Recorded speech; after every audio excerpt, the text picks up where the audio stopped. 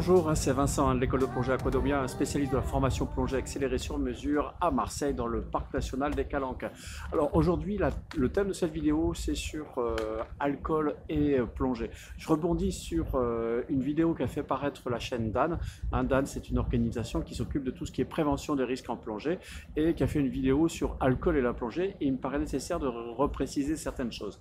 Alors il ne s'agit pas d'être un asset complet, tous ceux qui ont plongé avec moi savent que j'aime bien aller boire un verre avec mes clients, mais cet alcool social est à prendre avec précaution.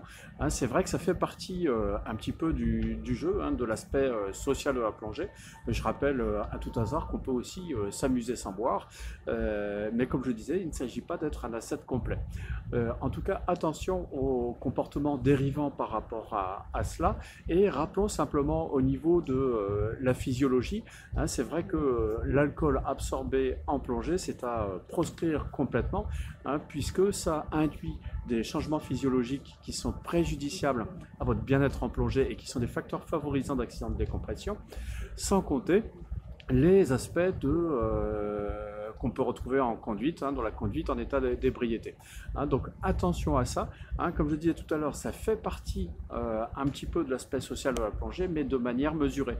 Ce qu'on dit généralement, c'est que, et c'est ce que reprend Dan, c'est que les effets de l'alcool, il faut compter 12 heures pour qu'ils soient évacués si c'est consommé de manière raisonnable.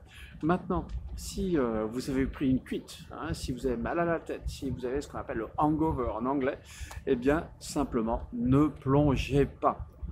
Tout simplement parce que vous vous exposez à des risques et vous exposez les autres à des risques, puisqu'ils devront intervenir sur vous, et ça c'est tout particulièrement vrai pour les moniteurs. Donc pas d'alcool 12 heures avant une plongée, c'est vraiment ce que préconise Dan, et donc de manière mesurée, c'est-à-dire un verre, deux, pas plus. Autrement, bonjour les dégâts, comme le disait une ancienne publicité.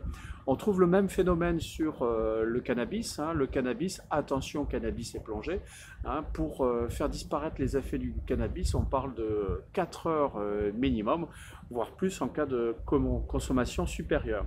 Donc un message de vigilance par rapport à cet aspect social de la plongée. Je rappelle qu'on peut très bien s'amuser en buvant autre chose que de l'alcool, et attention particulièrement pour les moniteurs qui mettent en danger leur vie et qui ont la responsabilité de personne.